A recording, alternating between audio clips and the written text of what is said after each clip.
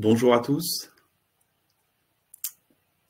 Donc, on va attendre quelques minutes avant de démarrer cet événement, que tout le monde se connecte. Donc, on a déjà pas mal de participants.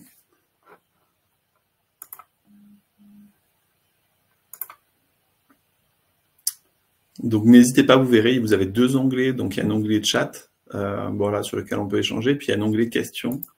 Donc, n'hésitez pas à poser vos questions sur l'onglet questions, sachant qu'il y a Laetitia qui sera connectée, qui pourra déjà répondre au fur et à mesure à des questions, si on a les réponses.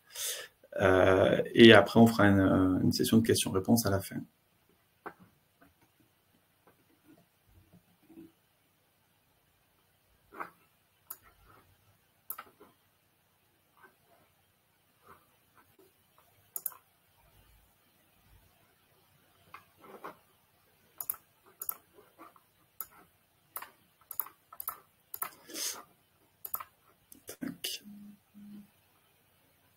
Alors, on va démarrer cette session. Donc, je vais vous partager mon écran. Hop.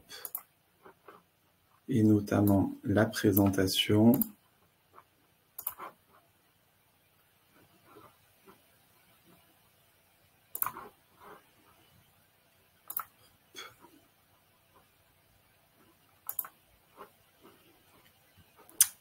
Donc voilà, donc je ne sais pas si vous pouvez bien voir mon écran ou pas.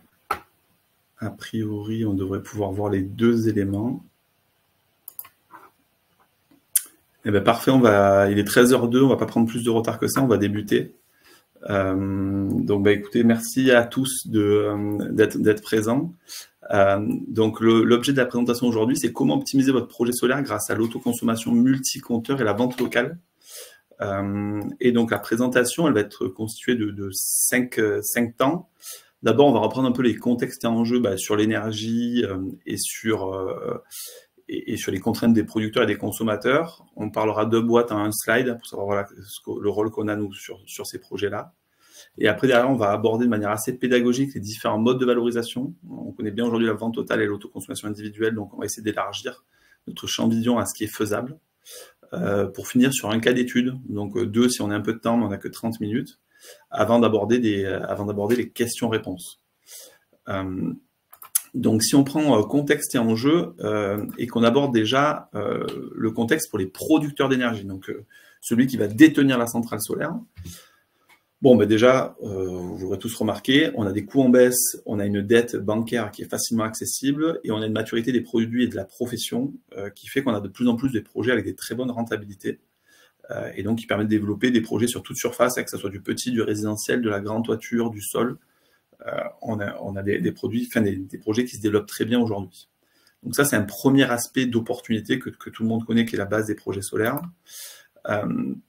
Derrière, on a un deuxième aspect qui est plus réglementaire avec les obligations de solarisation. Donc on a remis le slide de photovoltaïque.info, qui est un slide qui est très intéressant, qui reprend vraiment toutes les échéances en un seul visuel, de cette obligation de solarisation qui conduit à deux nouveaux types de projets quand même qui se développent pas mal ces temps-ci. Le premier, c'est la centrale de 100 kW sur des bâtiments plutôt à usage de bureaux, du tertiaire, etc. Et donc, où on a un gros besoin de développement, mais qui se développe encore de manière un peu lente, on va dire, ce segment-là. Et on a un deuxième type de projet qui est plutôt l'ombrière sur des grands parkings avec des projets qui font souvent plus de 500 kW. Donc, des grands champs solaires sur des grands parkings. Et donc, c'est un deuxième sujet qui est fort intéressant en termes de développement du solaire actuellement. Même si sur ce deuxième axe, il est un peu ralenti par des difficultés techniques et financières, mais on a un gros potentiel sur cet axe-là. On a un troisième aspect qui est important, et donc c'est rigolo, on est au 30 juillet, donc tout le monde connaît un peu ce sujet, parce que ça change au 1er août, mais on a un prix d'achat de l'énergie, en tout cas pour l'achat de l'électricité solaire, qui est en baisse depuis des années. Et il faut se rappeler que ce prix-là, il est calculé sur le coût de production. Il n'est pas corrélé au prix de l'énergie des consommateurs, et donc, en fait, au plus notre coût de production baisse sur les centrales, au plus ce tarif-là baisse, même si la valeur générée pour les consommateurs, elle peut être plus importante qu'avant. Et donc, on a notamment deux tarifs qui sont aussi bien connus sur cet axe-là, plutôt sur des grandes centrales, des grandes toitures. Le tarif 100-500, qui est désormais à 10,88, qui est indexé sur un trimestre tarifaire, mais voilà, on va prendre 10,88 comme tarif. Il faut savoir qu'il était à 13,12 il y a 2 ans. Et il est surtout limité à 1100 heures. C'est-à-dire qu'au-delà de 1100 heures de productibles par an, on a une rémunération qui est qu'à 4 centimes, et donc qui apporte des effets d'opportunité intéressants. Et on a un deuxième tarif qui est intéressant, c'est la vente de surplus, notamment, alors je n'ai pas précisé ici, mais sur le segment jusqu'à 100 kW, qui est un gros segment du tertiaire, qui est désormais à 7,65 centimes d'euros du kilowattheure. Donc on a un surplus qui est quand même faiblement valorisé et dont il est intéressant d'essayer d'améliorer la valorisation. Au-delà de ce contexte, on a un contexte plutôt côté consommateur. Donc voilà, on n'est pas producteur, on est sur les consommateurs. Et donc là, on a un objectif quand même qui est, baisser la facture d'énergie, hein, donc c'est juste réduire le coût. Avec la crise énergétique, on a vu à combien ça pouvait monter. 2, on a un objectif qui est très fort actuellement, qui est de maîtriser les prix sur du long terme. Donc ça, c'est vraiment une demande qu'on retrouve nous très souvent. C'est vraiment un objectif long terme capable de maîtriser, quoi. C'est pas est-ce qu'on va faire des économies, mais c'est déjà ok, être sûr que sur le long terme, on a un prix maîtrisé de l'énergie. On a des objectifs RSE, hein, donc notamment d'obligation d'une part d'énergie renouvelable, les obligations de solarisation comme on a évoqué. Mais derrière ce contexte-là, pour les consommateurs, on a quand même deux choses importantes, hein, qu'on s'aperçoit de plus en plus. C'est un prix très variable de la fourniture. Donc on parle beaucoup de prix négatifs sur les marchés de l'électricité actuellement. Il y a quelque chose qui se ressent désormais sur le client final, sur l'énergie au détail, c'est qu'on a un prix de la fourniture qui peut être, selon les contrats, nous on voit passer des contrats à 300 euros du mégawattheure, on en voit passer d'autres à 50 euros du mégawattheure. Et ce qu'on observe aujourd'hui de plus en plus, c'est quand même une très forte variabilité. On a des périodes où on a de l'électricité vraiment pas chère, des périodes où elle peut être très chère. Et donc, c'est comment le consommateur il arrive à développer ses projets en prenant en compte cette contrainte-là. Et on a un deuxième paramètre, donc là on parle de fourniture, on parle donc de coût de production, et on a un deuxième paramètre pour les consommateurs, c'est l'acheminement, donc en gros le prix du réseau. Et donc là, au 1er août par exemple, on a une généralisation de ce qu'on appelle du 4 cadran, c'est-à-dire que désormais, même les petits tarifs de moins de 36 kW, on pourra avoir 4 prix différents, donc heure pleine, heure creuse, été, hiver, pour l'acheminement d'électricité. Et donc la bonne nouvelle sur cet axe-là, c'est que désormais, pour acheminer de l'électricité, notamment sur une période estivale, ça va vraiment coûter pas cher. Aujourd'hui, pour vous donner sur un 36 kW classique, on avait un prix d'acheminement qui était avec un prix moyen à 4,37 centimes, qui était fixe sur l'année. Désormais, on pourra avoir des périodes en été où on livre à 1 centime et des périodes en hiver où le coût d'acheminement est à 6 centimes. Donc, grosse variabilité à la fois sur le prix de fourniture et sur le prix d'acheminement. Et donc ça, c'est un contexte qu'il faut prendre en compte sur les consommateurs. Et on le verra tout à l'heure sur des problématiques d'autoconsommation. Donc tout ce contexte-là, il emmène en fait une généralisation de 2 cas d'études vraiment clichés. Le premier, c'est l'autoconsommation pour le segment résidentiel principalement. Donc quasiment aujourd'hui, l'intégralité sur le segment résidentiel est en autoconsommation, alors avec ou sans vente de surplus, beaucoup avec vente de surplus. Et le deuxième axe, c'est pour les grandes toitures, on a aussi un très grand axe sur de la vente totale. Une grosse majorité des gens qui sont en vente totale sur ces projets-là. Et donc la question, c'est comment on sort de ça. Voilà, comment on sort de ça. Donc là, on va évoquer les différents modes de valorisation. Donc il existe de nombreux de modes de valorisation et souvent on fixe que sur 2. Et là, on va pas mal évoquer des modes de valorisation qui sont basés sur du sous-comptage, des technologies de sous-comptage que nous propose Enedis. Donc on va y venir à travers ces exemples. Donc prenons un exemple ici où on a 4 consommateurs, on a nos C1, C2, C3, C4, qui sont raccordés avec 4 compteurs en sous-tirage. Typiquement, le premier choix qu'on pourrait faire, si on veut équiper C1, c'est de faire un montage en autoconsommation individuelle, où le producteur est raccordé directement sur le tableau du consommateur en autoconsommation donc classique. L'inconvénient de ce mode-là, c'est que le producteur et le consommateur doivent être la même personne physique ou morale. Ça, c'est un point important qu'on oublie souvent, on passe un peu, mais dès qu'on veut investir de manière indépendante du consommateur, on a des problèmes sur ce mode de valorisation. Ça, c'est la première limitation de ce système. La deuxième limitation, c'est qu'on est limité à un seul compteur. Bon, ça, c'est classique. Le troisième aspect, c'est que on a un flux physique. C'est-à-dire que l'électricité, elle est physiquement autoconsommée sur le site. Donc, ça veut dire que si demain, vous voulez arrêter d'autoconsommer parce que, par exemple, C1 a déménagé, vous ne pouvez pas arrêter d'autoconsommer. Il faut prévoir des modifications matérielles pour arrêter ça. Donc c'est pour ça que dans de nombreux cas comme ça, quand le producteur n'est pas le consommateur, on met en place des modèles de vente totale, c'est-à-dire que sur le même site, on a un producteur et un consommateur, comme on voit sur ce diagramme-là, où l'avantage de ce SaaS, c'est que le producteur et le consommateur peuvent être des personnes physiques ou morales différentes, donc on sépare les deux. En revanche, on n'a pas d'autoconsommation dans ce mode-là, donc c'est vraiment, on est sur un produit financier, hein. On produit, on vend sur le marché, terminé, en général en obligation d'achat. Et souvent, ce qu'on retrouve sur ces schémas-là, c'est qu'on a le producteur qui va louer le foncier, donc souvent une toiture, au consommateur. Donc voilà, donc ça c'est les deux schémas standards. Donc maintenant, qu'est-ce qu'on peut faire de mieux? Comment on peut optimiser ces projets-là? Comment on peut à la fois autoconsommer tout en valorisant bien son énergie? Donc nous, sur ces projets-là et sur lesquels on fera le focus aujourd'hui, on met souvent en avant ces modèles-là, donc les modèles de sous-comptage virtuel, ce qu'on appelle. Donc on parle d'autoconsommation collective. Mais pourquoi sous-comptage virtuel? Parce qu'en fait, c'est ce que Enedis propose. C'est le service qui est proposé par Enedis. Donc on est des clients pour Enedis, hein. Enedis va nous proposer ce service-là. Il est très intéressant. Pourquoi il est très intéressant? Parce que P1, le producteur et le consommateur peuvent être des personnes physiques qui sont différentes. Donc on n'a pas de problème par rapport à ça. Le gros avantage, c'est que l'autoconsommation, elle est pilotable. C'est-à-dire que si demain, le consommateur n'est plus là, on peut arrêter et on peut tout vendre. Et ce modèle-là, il est compatible avec EDF-OA. C'est-à-dire que c'est pas parce qu'on a mis en place ce modèle-là qu'on n'a pas EDF-OA. On est tout à fait éligible à EDF-OA dans ce modèle-là. Donc, si le consommateur part, on peut arrêter. On peut aussi ne lui affecter qu'à certaines périodes. Donc, on le verra un peu tout à l'heure, ce qu'on appelle l'autoconsommation dynamique. Donc, c'est vraiment un modèle qui est très flexible, ce modèle-là. Et donc, il permet de séparer les actifs. Vous voyez, la centrale de production et le consommateur sont deux actifs séparés, donc au niveau de dette bancaire, etc. C'est vraiment simple de développer ces projets-là. Le deuxième avantage de ce modèle-là, du sous-comptage, c'est que on n'est pas limité à un seul compteur. Donc on n'est pas limité on peut autoconsommer à proximité. Quand on dit à proximité, aujourd'hui c'est quelques kilomètres, c'est ça les distances.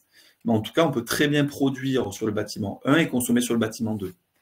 On a le cas d'un industriel qui était intéressant, hein. C'est un industriel qui développe souvent, il développe des commerces, et souvent il construit plusieurs bâtiments où il aura typiquement son commerce sur un bâtiment, et les autres bâtiments, il va les louer à d'autres commerces.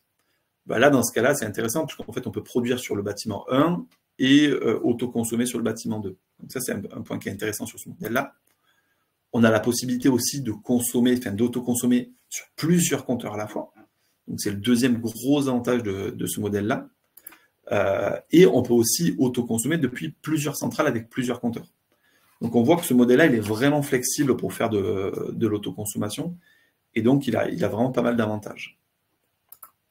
Le dernier point qu'on évoquait tout à l'heure, hein, c'est ce qu'on appelle le mode de livraison. C'est-à-dire qu'aujourd'hui, pour livrer l'électricité, donc on utilise un système, en fait, on utilise les compteurs comme si c'était des sous-compteurs. Donc imaginez, on a un compteur de production. Derrière, on va mettre des compteurs de consommation. Et d'un point de vue numérique, donc avec Enedis, on va définir ces compteurs-là comme étant des compteurs des sous-compteurs, hein, comme on aurait mis des sous-compteurs sur sa maison, sur son tableau électrique. Et donc, on peut faire, grâce à ça, et grâce à de l'algorithmie, on peut faire plusieurs choses. On peut faire des livraisons prioritaires, c'est-à-dire qu'on peut prioriser l'autoconsommation sur un compteur par rapport à d'autres. On peut mettre en place des livraisons, ce qu'on appelle égalitaires, hein, c'est-à-dire qu'on sort d'une seule centrale, mais on peut livrer de manière équitable à plusieurs compteurs en parallèle, et on peut livrer de manière dynamique selon les prix d'énergie. Donc, quelque chose qu'on fait de plus en plus, nous, aujourd'hui, sur la livraison dynamique, c'est typiquement, on a des contrats où on a une grosse variabilité de prix d'électricité, hein. On a des périodes, typiquement, ils achètent l'électricité 5 centimes et des périodes où ils achètent 20 centimes. On a un surplus qui est valorisé à 10 centimes. Quand ils achètent l'électricité à 5 centimes, on valorise l'électricité directement en surplus sur le marché. Et quand ils achètent cher, on leur livre l'électricité. Donc ça permet d'optimiser la rentabilité des projets et de gérer facilement. Au-delà de cette livraison dynamique, le point qu'il faut retenir, c'est qu'on peut ajouter ou supprimer des compteurs de manière très simple. C'est quelques semaines. Voilà, vous voulez rajouter, vous autoconsommez sur 2 compteurs, vous voulez rajouter un 3e parce que vous avez rajouté une filiale, etc. Quelques semaines après, votre compteur il est rajouté, vous autoconsommez cette électricité. Et dernier avantage qui est important aussi, c'est le prix. Si le producteur et le consommateur sont la même personne, on va dire qu'on parle d'autoconsommation. On livre gratuitement cette électricité-là, elle n'est pas autoconsommée. En revanche, on peut très bien vendre cette électricité-là. Et donc, de la même manière que vous allez avoir, par exemple, une SCI qui va louer à la société commerciale en dessous à un prix défini de manière cordiale entre les gens, puisque c'est les mêmes personnes. C'est juste deux entités juridiques séparées, mais derrière la même personne physique qui se trouve derrière. Grâce à ça, vous allez pouvoir fixer un prix librement entre le producteur et le consommateur. Et donc, nous, on a pas mal de cas où, typiquement, il cale une bonne rentabilité pour le producteur, mais pas trop. Et donc, du coup, ça veut dire que la plupart de la valeur, elle est reportée sur le consommateur. Et ça, c'est vraiment un point qui est intéressant, parce qu'en fonction de la fiscalité des entreprises de production et de consommation, vous pouvez jouer sur cette affectation-là.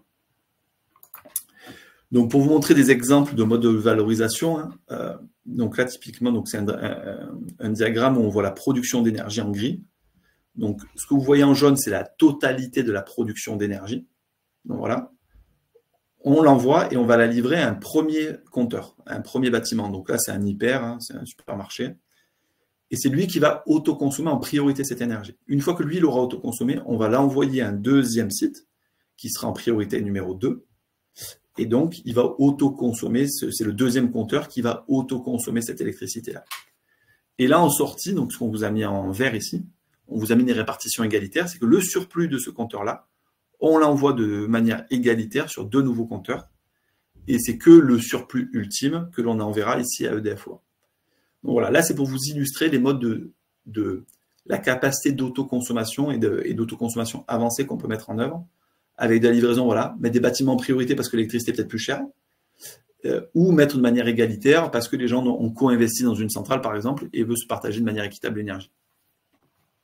Et donc, on voit bien sur ce schéma-là, je le rappelle, qu'on peut très bien autoconsommer cette énergie, toujours en bénéficiant de l'obligation d'achat. Et ça, c'est important parce que ça permet de lever facilement de la dette bancaire pour son projet, tout en favorisant de l'autoconsommation.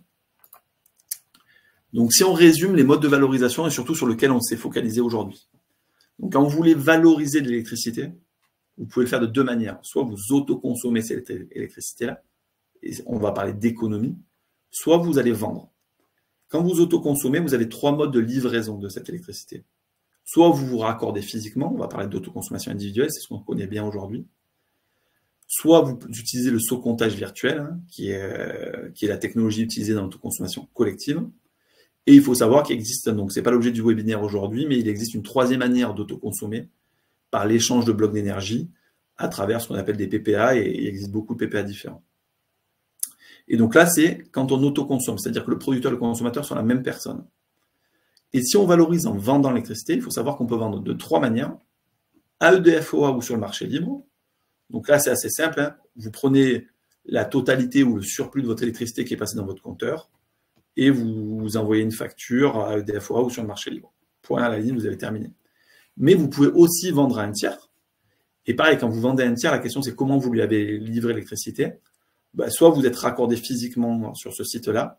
Donc ça, je l'ai mis en italique. C'est un modèle qui est un peu compliqué, qui n'est pas évident à mettre en place et qui est assez bancal. Donc on ne va pas y venir en détail sur ce webinaire, mais il faut le savoir, ça existe, mais ce n'est pas évident. Mais souvent, direct à un tiers, le modèle standard, c'est le sous-comptage virtuel avec l'autoconsommation collective ou l'échange de blocs d'énergie à travers les PPA. Qu'on n'a pas évoqué aujourd'hui, il faut savoir que ça existe, ça vous donne les possibilités ici de mode de valorisation. Mais c'est quelque chose qui est plutôt réservé à des grandes centrales parce qu'il manque de flexibilité. Et donc, c'est pour ça qu'on vous a mis un dernier tableau, on vous a mis un petit récapitulatif des modes de valorisation, des avantages et des inconvénients. Donc, EDF-OA à la vente totale, un tarif garanti qui est le gros avantage, mais on n'a pas d'autoconsommation. L'autoconsommation individuelle qui a une fiscalité aujourd'hui qui est très intéressante. Mais en revanche, il faut que le producteur et le consommateur soient la même personne. Et on est limité à un seul compteur en une livraison où on ne pilote pas l'autoconsommation. L'autoconsommation ou la vente directe via le sous-comptage virtuel, donc l'autoconsommation collective, ce que je vous disais, où on a de la flexibilité, le producteur et le consommateur peuvent être différents, on a du multi-compteur et on peut faire du dynamique. Donc ça, c'est vraiment intéressant. L'inconvénient, c'est qu'on doit payer le tarif d'utilisation du réseau public et qu'on est limité géographiquement. Et si on veut casser cette limite géographique, on va parler d'autoconsommation ou de vente directe via des PPA, où on s'affranchit de la distance géographique. Donc on va venir à un exemple on va venir à un exemple un peu concret. Et avant ça, on va vous parler de nous, qu'est-ce qu'on fait sur ces projets-là. Nous, on accompagne soit des clients finaux, soit des installateurs, soit des bureaux d'études. On va les accompagner pour mettre en place ces modes de valorisation avancés, que ce soit de l'autoconsommation, de la vente locale, avec ou sans EDFOA. Donc voilà, c'est ça notre métier. Et on intervient à la fois pendant les études pour dimensionner et évaluer les opérations. On intervient au moment de la création, donc on est capable de créer des opérations à la fois d'un point de vue administratif, juridique et technique, mais également pour le suivi, pour suivre les opérations, garantir les échanges entre les producteurs et les consommateurs. Et donc pour tout ça, on a des environnements logiciels qui permettent de faire à la fois le dimensionnement, qui permettent de suivre les opérations, mais qui permettent aussi de créer les opérations de manière extrêmement fluide. Donc voilà le rôle qu'on a. Et là, on va évoquer le sujet avec un exemple, un outil et un outil qu'on a. Donc on va vous montrer notre outil de dimensionnement qu'on utilise aujourd'hui. Donc tac. Donc voilà. Donc là, vous devriez voir notre outil de dimensionnement. Où là, on va prendre par exemple, une centrale de 100 kW. Tac.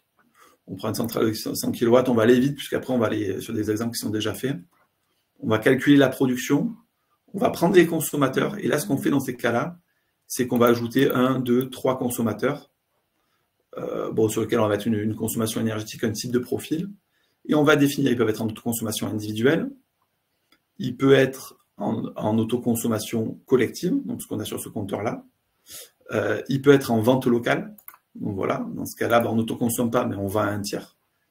Et donc très rapidement, en fait, on va être capable de faire des diagrammes de ce type-là, qui vont voir quelle part en autoconsommant individuel, quelle part en autoconsommant collectif et combien envoyer à EDFOA, pour finir sur des scénarios et évaluer des différents scénarios. Donc on va revenir à notre présentation pour vous montrer un exemple qu'on a développé, pour ce tutoriel, sur un cas d'étude d'un 100 kW tertiaire. Alors, sur ce cas d'étude, projet de 100 kW sur un bâtiment de bureau, cas classique, on a un compteur de commun et on a 2 compteurs d'entreprise qui appartiennent au propriétaire foncier, qui va faire la centrale, et on a 10 autres compteurs de PME. Ces projets-là, ces bureaux, il y a souvent beaucoup de compteurs sur ces bâtiments-là, puisqu'en fait, on sépare les entités, on vend par lot. Et du coup, on va comparer 4 scénarios. Un premier scénario qui est de la vente totale. Ok, on rajoute un compteur qui a un bon tarif de DFOA, c'est ça qui est intéressant aujourd'hui, mais il n'a pas la prime à l'autoconsommation. On va comparer avec un schéma d'autoconsommation individuelle, donc sur les communs. Le problème, c'est qu'on a un surplus qui a un tarif faible, avec une autoconsommation collective où on va livrer juste aux 2 compteurs qui nous appartiennent. Et après, un dernier exemple où on va livrer non seulement aux 2 compteurs qui nous appartiennent, mais en plus, on rajoutera 2 compteurs qui appartiennent à des tiers. Donc le schéma, vous pouvez le voir, c'est le suivant. Donc la centrale, une partie ici que vous voyez qui va être autoconsommée en individuel sur les communs.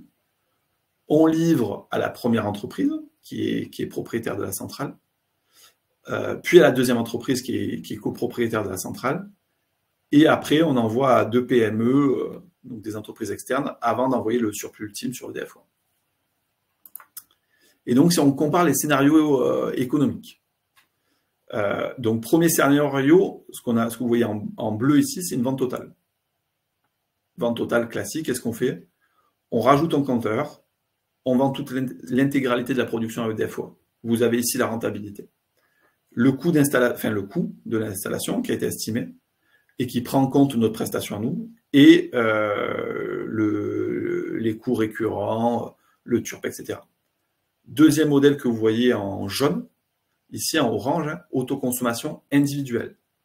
Donc là, ce mode-là, il a un avantage, c'est que déjà, le coût de raccordement va coûter moins cher parce qu'on n'a pas de deuxième compteur.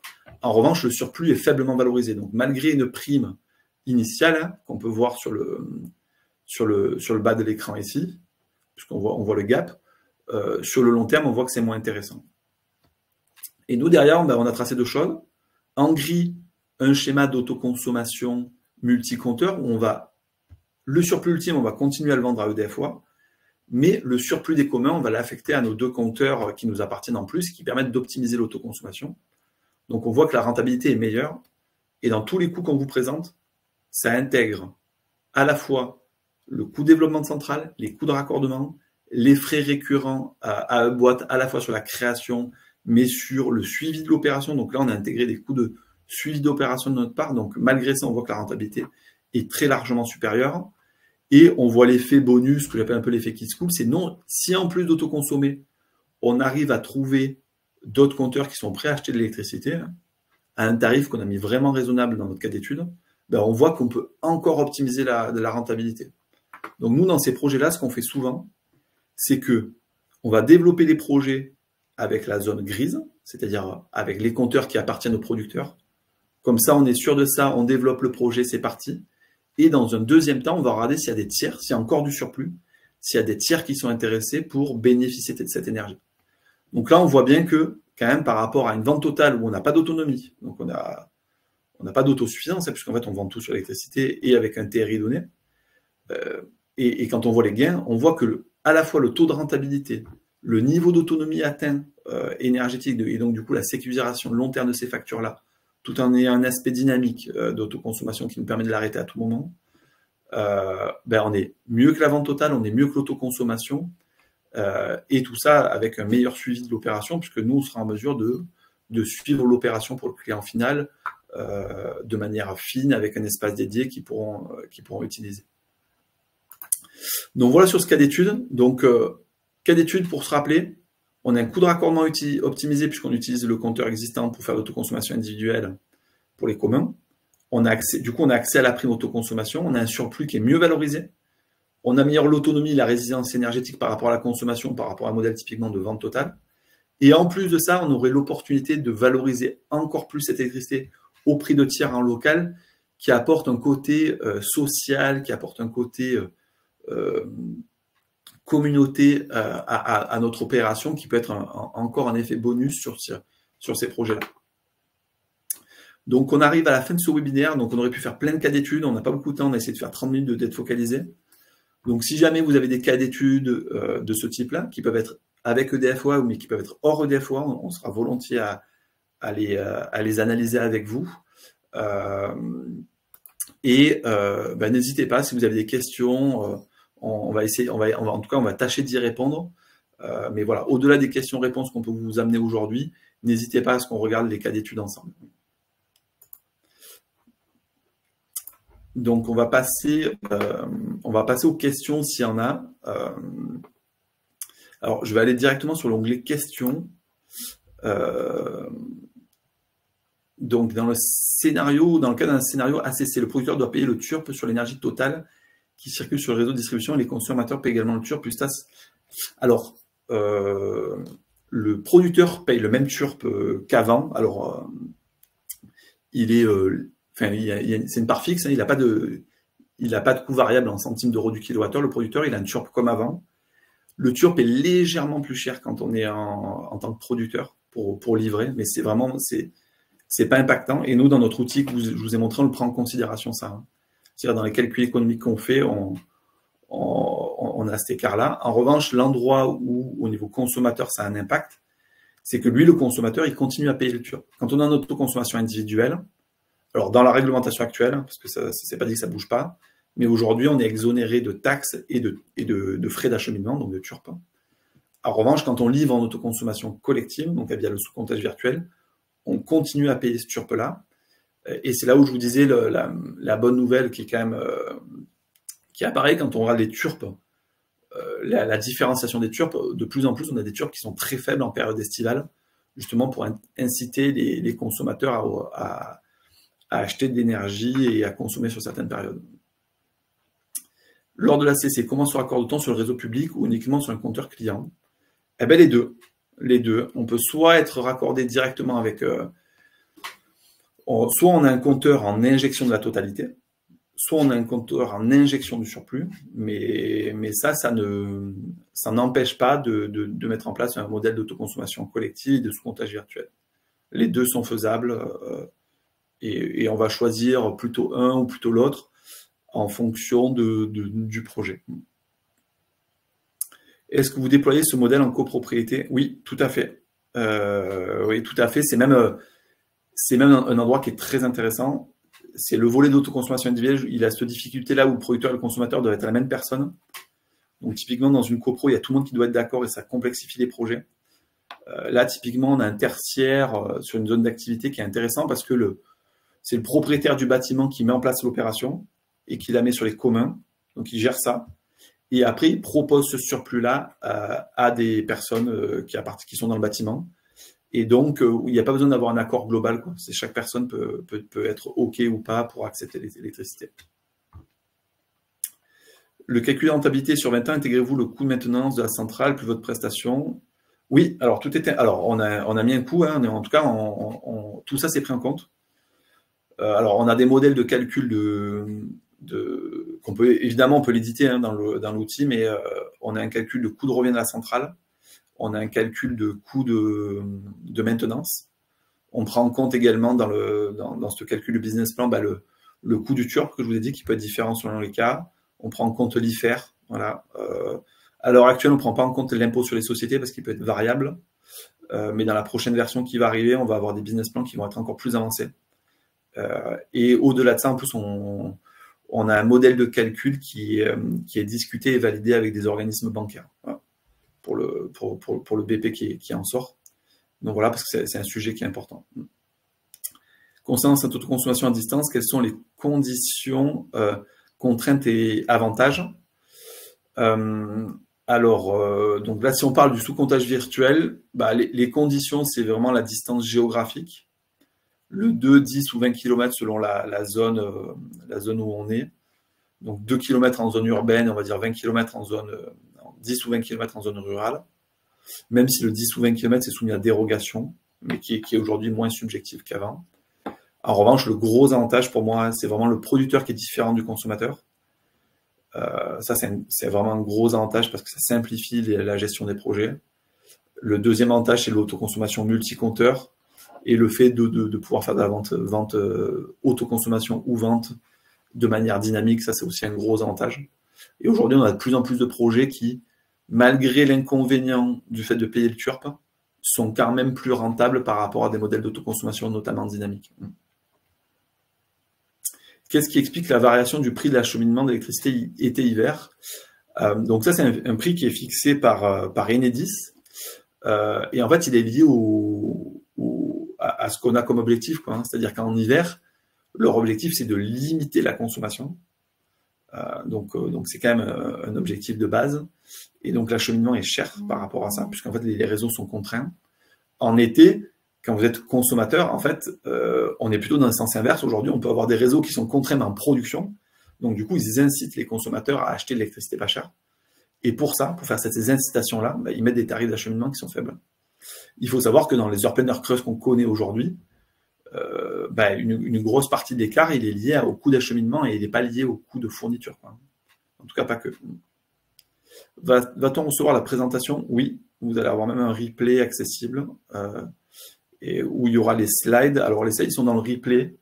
Je regarderai avec ma collègue, il n'y a pas de souci pour vous les fournir de manière séparée.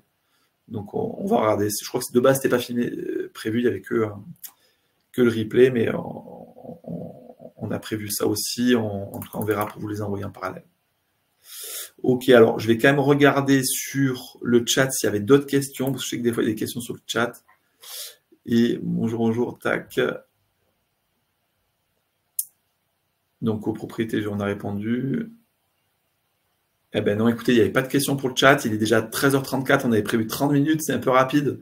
Mais voilà, ça permet de faire la pause au moment où il fait très chaud.